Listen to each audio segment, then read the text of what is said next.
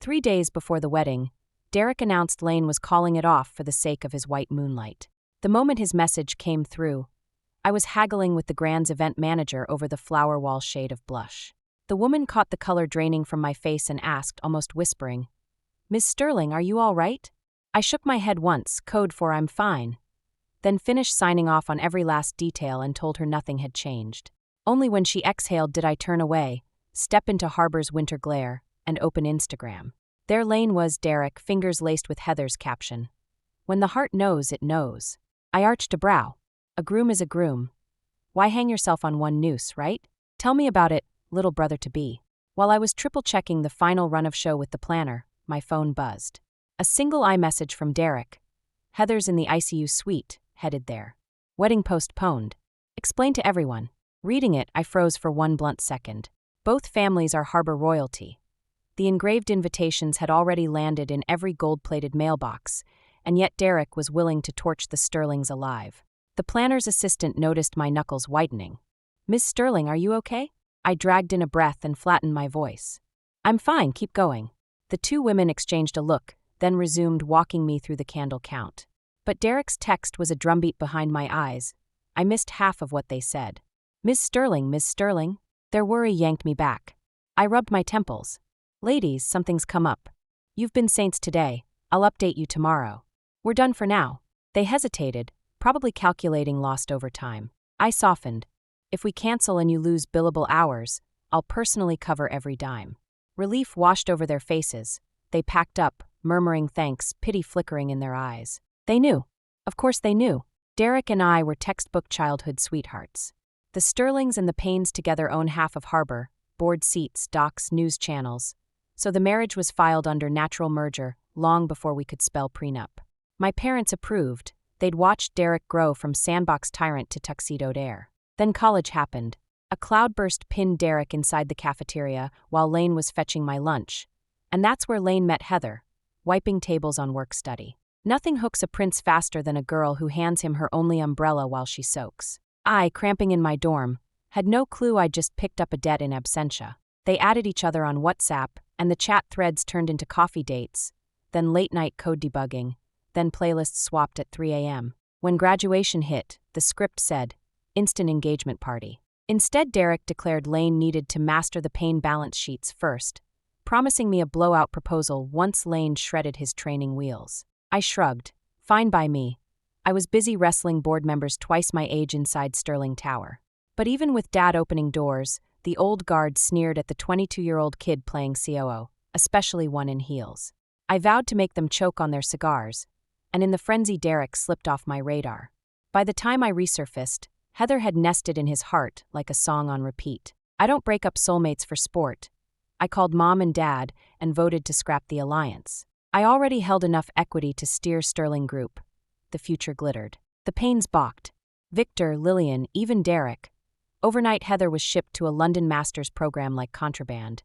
Then Dad's heart scare hit, the project imploded, and rumors swirled that vultures were circling our stock. I shelved pride and agreed to behave, to marry Derek and keep the peace. Some people, though, insist on dynamiting their own altar.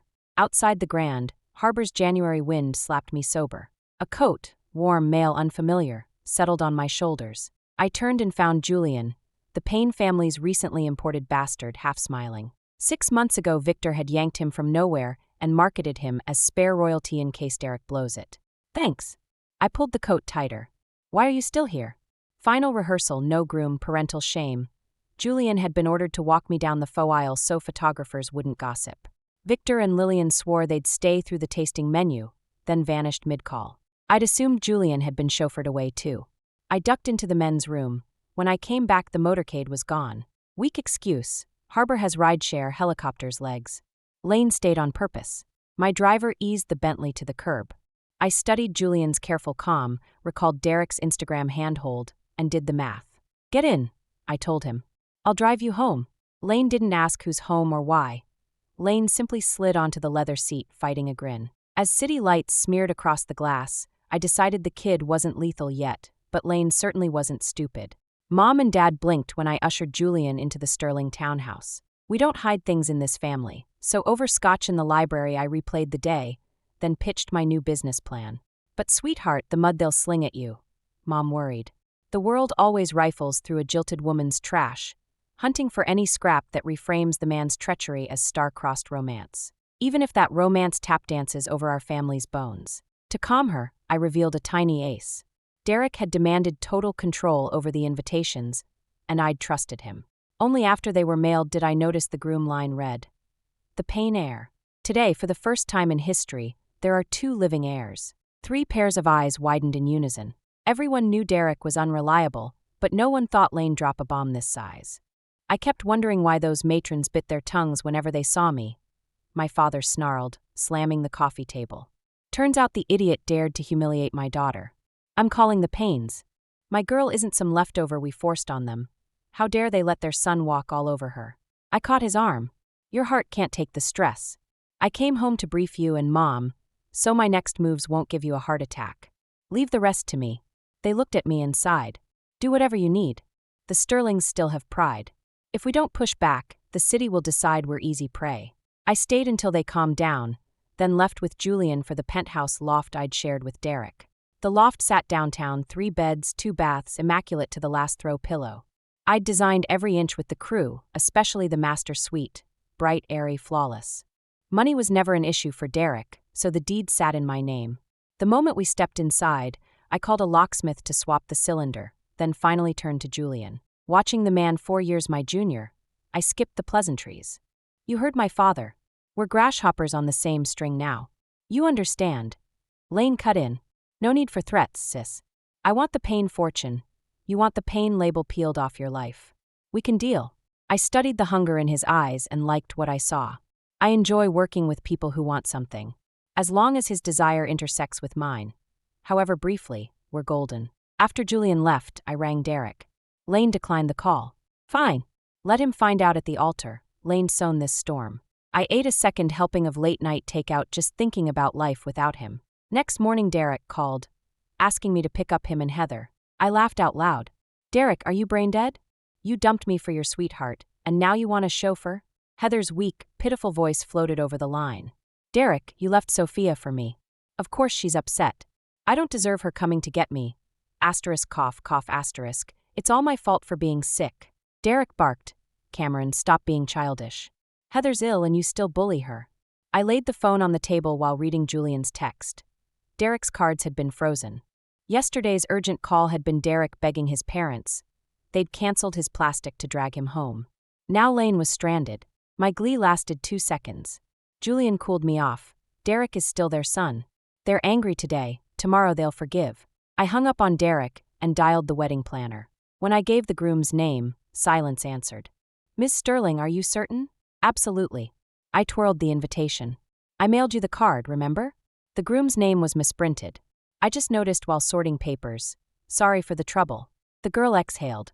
They'd handle everything. I should relax and await my walk down the aisle. I opened a new group chat with the 4 of us and posted an update. Dad. Tuck's photo, sweetheart, how about this one? Me sharp. Right at Julian? Julian. Uncle, that cut makes you look 10 years younger. Dad beamed, trading small talk with Julian, something Lane never managed with Derek.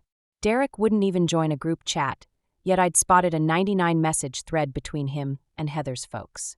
Lane simply thought I, and my parents, weren't worth courtesy. The signs had always been there. Our families are evenly matched, yet from day one at the office people compared us. Even though our businesses diverged and I worked twice as hard, rumor painted me the lesser half. Maybe Derek respected me once, but constant flattery spoiled him.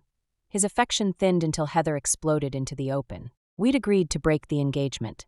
Victor and Lillian Payne, seasoned power players, saw us sheathing our swords and refused to surrender our resources.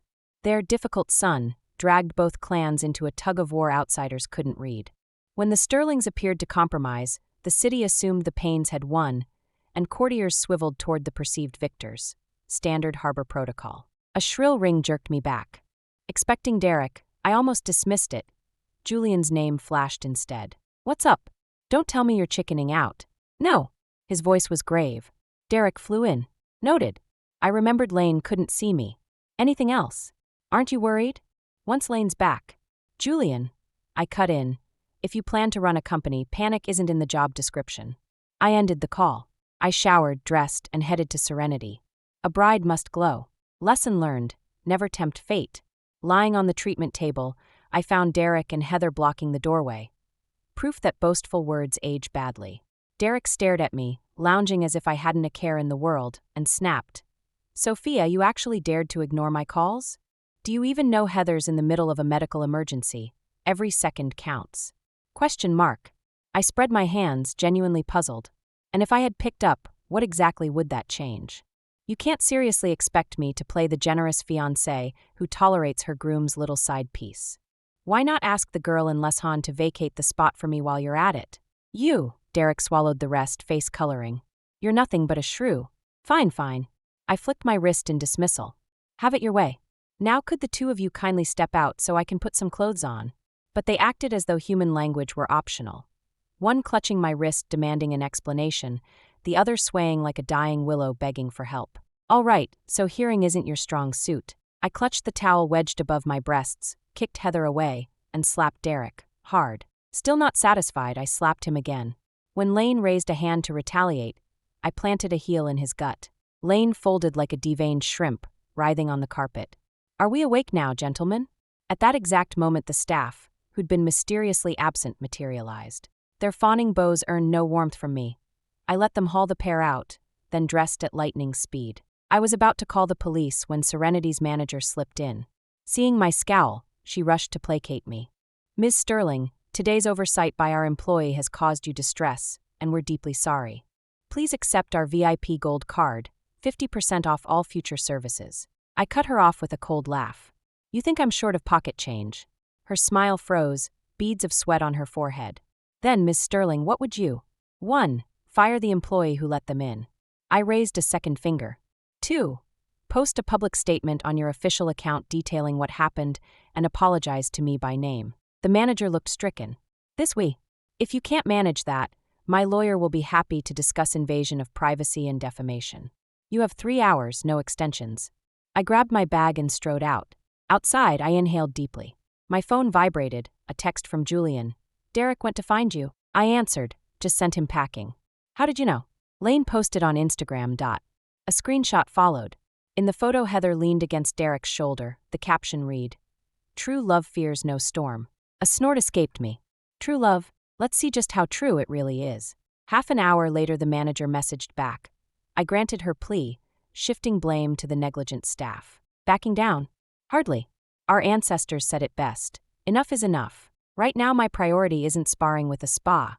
It's gearing up for the wedding. Wedding day. I reached the Grand's bridal suite early. Derek was predictably absent. The private investigator's text confirmed Lane was at the hospital with Heather. Mother slipped in, expression conflicted. "Sophia, the pains." "Mom, relax." I adjusted my veil in the mirror. "After today, the Sterlings will never have to bow to them again." She sighed. "Your father's blood pressure spiked again. Lane can't be here to back you up." Tears pricked my eyes. "Mom, I'm sorry for dragging you and Dad through this." "Nonsense." She squeezed my hand. "If your father and I hadn't held you back, you'd have cut ties with that man ages ago. You wouldn't have become Harbor's laughingstock. My daughter is brilliant." She smoothed a lock of my hair. "We're on solid ground now. Do what you must." I refused to believe we can't thrive without the pains. My throat burned, I nodded hard. Julian texted, "Ready whenever you are. I replied, "Proceed as planned. The wedding march swelled. In my wedding gown I glided down the aisle. The cathedral was packed, my gaze locked on Victor and Lillian Payne in the front row, faces like thunder while bodyguards held them in their seats. I nodded politely. "Hope you enjoy the show." The officiant hovered, flustered. "Ms. Sterling, the groom." I smiled, took the microphone. "Thank you all for coming. The groom's been delayed by personal matters." Murmurs rippled through the crowd, some jeering. Everyone knew about Derek and Heather. Rumor had it Lane was thinking with the wrong head. Yet they didn't condemn his morals. They sneered that I couldn't outnegotiate or outlove a nobody. I kept smiling. I'd even planted a few guests to fan the flames. Just as the onlookers prepared to strip me alive with their eyes, Mia signaled me. I lifted my voice. "Ladies and gentlemen, the groom has arrived."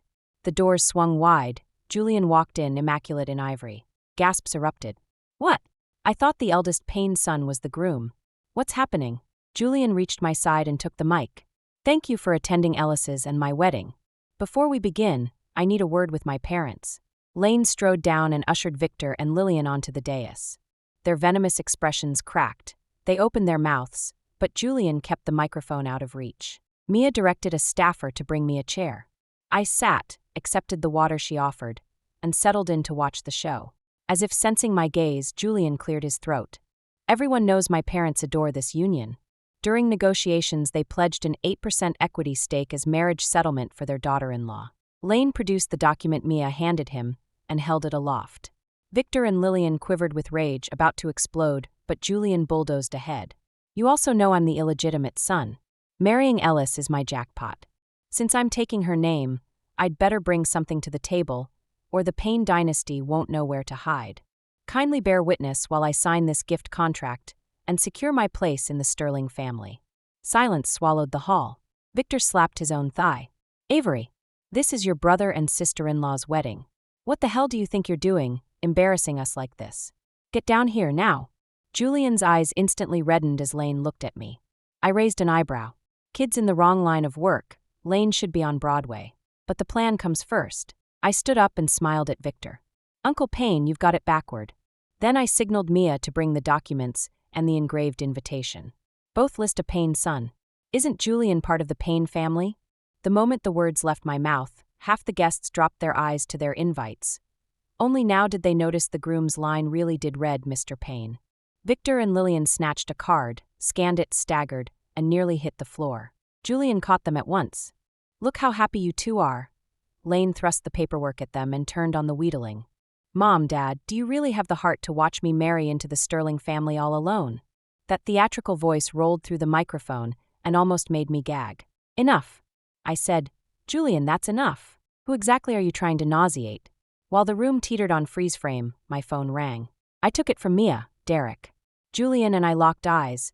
The same thrill flashed between us. In that instant we were one mind. I answered on speaker. Lane angled the mic toward my phone. Sophia. Derek's nostalgic murmur leaked from the earpiece and boomed across the ballroom. The entire guest list fell silent, only gossip left crackling. Mia, after directing security to clamp hands over Victor and Lillian's mouths, gave me a solemn nod. Spit it out, I said, in no mood to humor him. Lane chuckled. So the wedding's still on? Bet you're sobbing in some corner. Sophia, you'll do anything to cling to the Payne name, even if it costs the last scrap of your dignity. I let out a cold laugh. Trash suits you, Derek. Huh. Lane snorted. I warned you you'd never beat me. Didn't the Grandview Heights project teach you that? You're doomed to grovel forever. No matter how slick your proposal was, you still ended up sewing my wedding suit. Handed Payne the whole deal on a silver platter. Murmurs rippled through the crowd. Derek had sealed his reputation as the golden boy of his generation on the back of Grandview Heights, a flawless triumph everyone assumed had drained his talent, because nothing Lane touched afterward ever matched it. They didn't know Lane swiped my pitch while Mom and Dad were in the ICU, and I was running on fumes. The proposal I'd hoped would turn the tide became his stepping stone. Victor and Lillian, learning the truth, had exploited our weakness and hammered us non-stop. Continuing the engagement had been the only quick way to keep Sterling afloat. My first surrender to Derek. Maybe what Lane really loves is someone who kneels forever, but that someone will never be me. Listening to him rattle off secrets like beans pouring from a bamboo tube, I smiled in satisfaction. Still as arrogant as ever, Derek. Lane still pictures me sobbing in a dressing room, not standing in a ballroom taking every barb. So what? Mockery doesn't kill. When Lane finished and waited for me to beg, I gave a soft laugh. Derek, you overate yourself. Say hi to everyone. My voice rolled through every speaker. Guests gasped. Julian's hand on the mic trembled, eyes glittering. A pause, then Derek's tone dropped. Sophia, what do you mean? Exactly what I said. I swept my gaze over the room, over Victor and Lillian pinioned by security, finally resting on Julian. And you're finished. Teehee. Julian leaned in, purring. Thanks for the assist, bro. I get to marry the incredible Ellis. Derek finally caught on and roared. Sophia, you set me up. I hung up and blocked his number before Lane could finish cursing. Victor glared. Sophia, aren't you afraid the whole city will laugh at you? I lifted a shoulder. Let them. Everyone loves a circus. Sterling can survive a few jokes as long as I'm still holding the ring. You'd better worry about Payne. Derek won't be stealing anything else. I gestured. Mia escorted Victor and Lillian out. Show's over, but the banquet must go on. Luckily, Julian and I lost our shame years ago. The guests had no choice but to smile through every ritual until the music stopped. Only then did the curtain fall.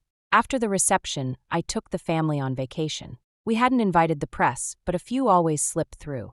Even without gatecrashers, what happened was too loud to muffle. Victor tried a final Hail Mary. His PR spin dumped every drop of mud on me. Apparently, one tiny stain on my reputation would sanctify Derek. Too bad today's netizens have X-ray vision. Slap me and they'll dragon palm the cheater. Plus, Derek confessed on a hot mic. All I did was release recordings, videos, and documents. Users declared that if a scandal can't KO like this, call it marital foreplay. Payne trended for 48 hours, then nosedived. We didn't lift a finger. Derek's trail of arrogance provided plenty of enemies happy to serve the poison. I'd already pocketed what I wanted. Any further meddling would be overkill. A monopoly bores the market. Sterling only needs steady growth now. So on day 3, our comms team nudged the spotlight onto the MC. The guy's brain really works. Mid-chaos, Lane improvised patter ended the entire wedding without breaking a sweat. Netizens tipped their hats. Salute, host bro. In the age of clickbait, even the hottest meme cools fast. Barely 2 weeks later, the internet had moved on. Nobody cared about the scandalous wedding fiasco anymore. Fresh headlines had stolen their outrage. Our own honeymoon was over too. Home again, back to real life. That morning I clocked in as usual, only to find a haggard Derek blocking my car. I raised an eyebrow at the stubbled wreck in front of me. I almost didn't recognize him. The once dashing heir to the Payne empire looked like a homeless man. Business. I glanced at my watch. 3 minutes. Just like the old Derek. Sophia. Lane grabbed my car door. Why did you do it? Heather's being trolled so hard she's afraid to leave her apartment. I snorted, shook off his hand. Derek, get your facts straight. Your rabid fangirls are the trolls. They found out you ditched me at the altar for the other woman and tore Heather's life apart down to her underwear. His face went livid. You leaked those recordings. Guilty, I said cheerfully. But you're the one who admitted on tape that you stole my business plan. No gun to your head. His eyes reddened. I'm begging you, leave Heather alone. She's pregnant. I almost laughed out loud. Congratulations, 2 blessings at once. But, I leaned in. Guess whether Mommy and Daddy Payne will make you marry her, or make her get rid of it. Watching his color drain, I knew I'd hit the nerve. The Paynes prize reputation above blood. They'd rather end their line than let Heather through the front gate. And every bit of it was the fruit of Derek's own arrogance. Even now Lane blamed me for everything, hopeless. Oh, one last thing. I slid into the car. Your parents came yesterday, offered 5% equity to get you back into Payne Holdings. I declined. I smiled at his stunned face. After all, I already own 13%. I shut the door. In the rearview mirror, I watched him drop to his knees. Pathetic, I thought. Still, it didn't amount to 1/10 of what Lane put me through. At the office, Julian was waiting in my suite. Lane wiggled his phone as I walked in. Derek corner you? I slipped off my coat. Came to play tragic lead. Julian chuckled. Lane just called me too, wants to talk. About brotherly love? I sneered. Probably wants his equity back. Says Lane'll pay double. I lifted a brow. And you said? I told him. Julian stepped close. The crisp scent of pine drifted over. I'd have to ask my wife. The word scorched my ears. The wedding might have been theater, but the certificate was real. Down to business. I pushed him back. Payne stocks down 40%, the board. Mia knocked and popped her head in. Ellis, Director Zhang of Payne Holdings is here to see you. Julian and I exchanged a look. Sarah was Payne's second-largest shareholder. His timing was interesting. Send him in. Sarah was a shrewd old fox. After 2 sentences of small talk, Lane cut to it. Ellis, the Paynes are a mess. A few of us old-timers think. We want you to take Payne over. I almost choked on my tea. Director Zhang, you're joking. No joke. His face was grave. Your 13% plus ours gives you majority control. And, Lane glanced at Julian. You're practically family now. Tempting, but I didn't bite right away. Once Zhang left, Julian locked the door. Thoughts? I twirled the teacup. Trap. They want me to clean the cesspool, then kick me out after the rebound. Smart woman. Julian perched on my desk, grinning. But, what if you add my wild card? Lane bent to my ear and whispered a figure. Warm breath brushed my neck. I jerked upright. When did you buy that? Day after the wedding. Lane winked. Used the marriage settlement you wired me. I suddenly remembered. I'd transferred him seed money, called it an investment. I hadn't expected him to move so fast. So, Julian spun my fountain pen. Feel like playing big. I curved my lips. Deal. 3 days later, the financial press exploded. Sterling Group announced acquisition of 28% of Payne Holdings, becoming largest shareholder, and the Sterling envoy walking into Payne would be none other than the Payne's second son, Julian. At the press conference, a reporter fired. "Mr. Payne, you're burying your own family firm?" Julian, immaculate in his tux, flashed an angelic smile. "I'm simply managing my wife's assets. As for the Payne family," Lane looked straight into the camera, "I now take my mother's surname, Emery. That night Victor Payne suffered a cerebral hemorrhage and was rushed to Harbor General. Julian and I ran into Heather in the corridor. She was already showing. She spun to flee, but Julian called, 'Alex, don't you want to know where my brother is?' Heather turned, trembling.